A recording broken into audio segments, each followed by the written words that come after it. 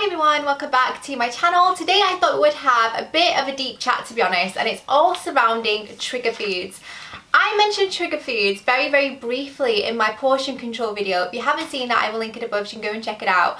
And I mentioned about trigger foods, and so many of you guys wanted a video just on that and were saying how much you struggled with it. Some people weren't quite sure actually what it was, and there's a lot of questions and grey area around it. So today I thought I would talk about what a trigger food is, how you guys can go on to avoiding them, and what they mean and what they can do to your health and what they can do to your habits and how they can change things. So that's what we're doing today. I hope you all enjoy it. I have made notes to stay as concise as possible, as always. So if I'm looking down, I'm looking at my notes. So the first thing to say is, what is a trigger food? So a trigger food is a kind of food that sets in motion a course of overeating and a sense of a loss of control. So basically it's a food that makes you overeat. It makes you want more, it makes you crave more, and it sets in motion a chain of events which lead to overeating.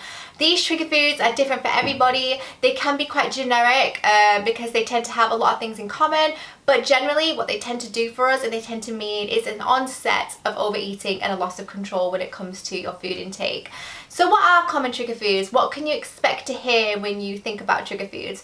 Well, trigger foods tend to be very calorie dense. So they tend to be things that have a lot of sugar, a lot of salt, a lot of calories within them. For example, ice cream, French fries, potato crisps or chips if you're in America. Things like that seem to be quite high in calories, that are quite rich, that are quite salty, or a combination of sugar and salt. And again, things that generally aren't the best in terms of healthiness. So if you eat a lot of them, it's not going to be kind to you. You guys know I'm an advocate of everything in moderation, but again, that is moderation. And I feel like trigger foods can set on a pattern of binge eating, again, that loss of control. And if you do have a loss of control, then of course you're not eating within your allowed portions, because that would be controlled. So yeah, it tends to be foods that are high in sugar, high in salt. Junk food is a very typical and common one. So yeah, how can it trigger? So how does this manifest? How does this happen to us? Sometimes scientific based. So basically there is an area within our brain which is quite sciencey, but if you just bear with me. So in everyone's brain there is this area which responds and is associated with the reward system. So when you eat these food, it triggers off a little notification in your brain or a little alarm that this food makes you feel good, this food is delicious, this food is, again, something that you will crave because you crave that positive reinforcement, that reward hormone that is let off into your brain. We can often, very frequently, confuse a trigger food with comfort food. We can trigger it with our favourite foods. You might actually sit down and think, you know what, if I could only eat one thing for the rest of my life, would it be ice cream? It probably wouldn't. Would it be French fries? It probably wouldn't. You'd probably choose something that's actually quite nutritional and actually makes you feel good and isn't just like a hit of salt or sugar. So it's just about having a think, but it's really interesting to learn that there is a chemical balance or a chemical reaction that's happening. So what can we do, and what kind of environments can trigger unhealthy eating habits or that can trigger us to overeat?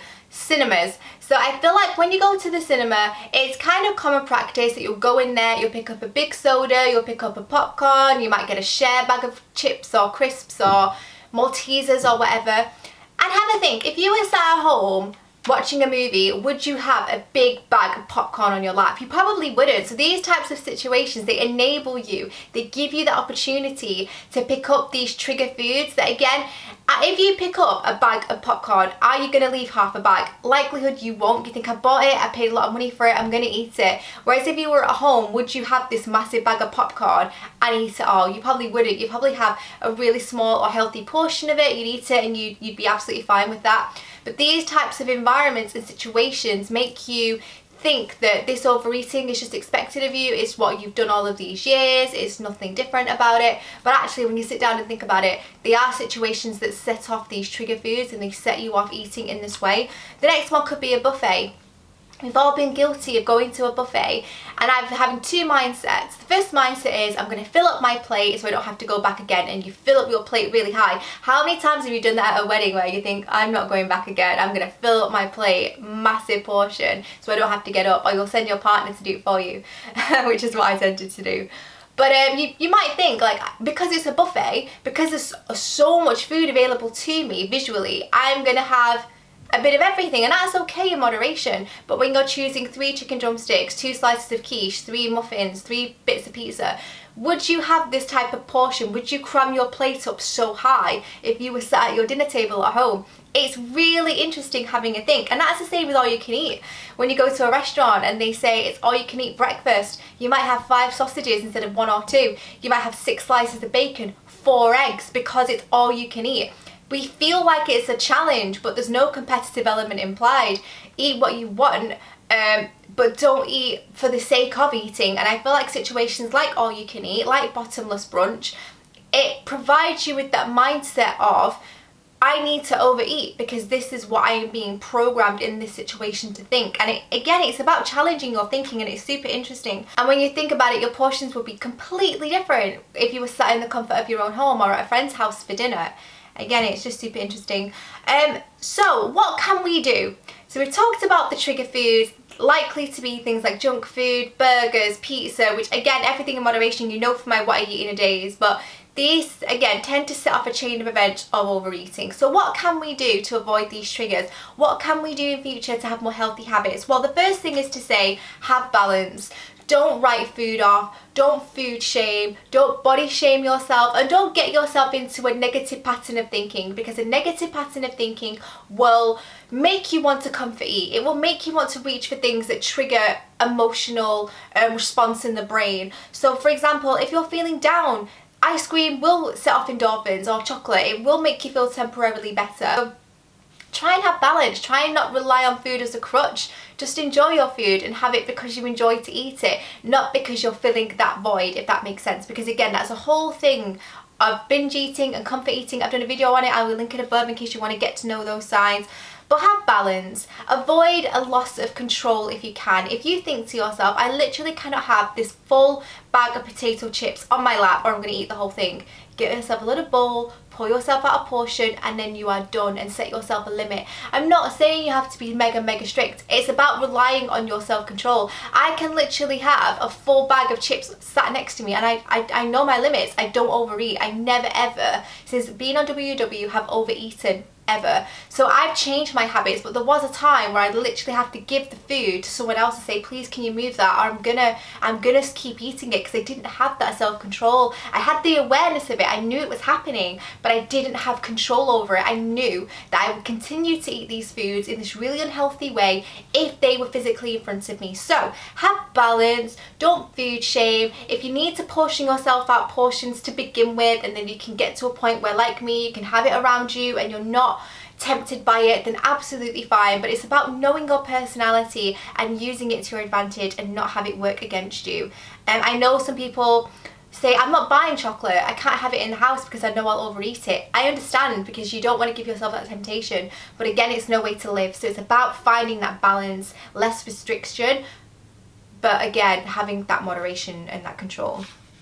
A lot of it is linked to mental health, and I know I'm not a mental health professional. I have anxiety. I have a lot of things that I need to work on myself, and I know that. But what I also know is, if you take care of your mental health, it will do so much for you inside and out. For example, we emotional eat, we binge eat, we comfort eat. So if we kind of get to grips with the reason that we're doing this, it might make those behaviors occur a lot less. So take care of your mental health. Try to get to grips as to why you're feeling in the way that you're feeling, which is leading you to binge eat, to trigger eat, to pick up those trigger foods. Just have a bit of a think and be more aware of it, and try and look at the situation and think, I'm in this situation, what's caused this situation, how can I avoid this situation in future? And again, it's about avoiding the trigger environments for a time as well. If you know you can't go to the bottomless brunch without ordering or over ordering and overeating, then perhaps go a la carte for a while and just have that self-control, or try and, encourage that self-control. I feel like the bottom line is, trigger foods and trigger eating and comfort eating and binge eating happens to every single one of us from time to time. It's all about, when it happens, acknowledge it, learn from it, and move on from it. Don't get yourself into a state of despair over it. Don't food shame, body shame again, because they can lead to really unhealthy behaviours and a really unhealthy relationship with food, actually, because no food should be off limits. So just try and avoid it, and consider learning more about portion control. Consider having more of a mindful attitude when it comes to portion control. be more educated when it comes to your food choices. Perhaps you've overeaten in something that you thought was quite good for you because you picked it up in a health food store, but actually when you've looked on the nutritional values on the back, you realise that you may as well have had a Snickers. Be educated. I've done a full video on fake food, I'll link it above. I'm still learning every day, I'm not perfect at this, but it has helped me a ton. Be kind to yourself, acknowledge that this happens to everybody and it's absolutely okay. It's about learning from it, finding out what has triggered you and trying to avoid that situation in future. And also it's about finding healthier alternatives. For example, if you love potato chips or crisps, if you're in the UK, then try grilling vegetables, slicing them super fine and seasoning them with salt and pepper, because that is delicious, I can tell you. So try and find yourself more friendly alternatives. If you know that you're having popcorn night, you're having movie night, you're gonna want a bag of popcorn, opt for a popcorn that's friendlier to you if you know you're gonna have the full bag. Do you know what I mean? Just have a bit of a think about alternatives that are gonna be more friendly in regards to your nature, your behaviours and your habits. And I feel like once you've put all of these practices into place, you'll really get to grips with establishing what sets on trigger foods for you, what sets on the emotional course of comfort eating and overeating, and then you can avoid it in future. So yeah, I hope this is helpful. I know that a lot of these may seem like common sense, but actually when I was thinking about it, it was so interesting. All of the stuff that I just take for granted and all of the occasions where I have overeaten and I haven't quite realised it and I've never really thought about why that is. So I hope you've enjoyed it. Comment down below with what your trigger foods are, how you avoid them, or if you need support, because we can all huddle around you, give you tips and advice and help you out. I'd love to hear from you, again, especially if you have any tips for avoiding this kind of unhealthy habits. So yeah, thank you so much for watching. I will link this lounge set in the description box down below, guys. It's one of my favourites. It's from ASOS. It comes with the matching joggers. It's knitted. It's my fave, so I will link that below because it's in the sale as well. But yeah, thank you so much for watching and I will see you in my next video.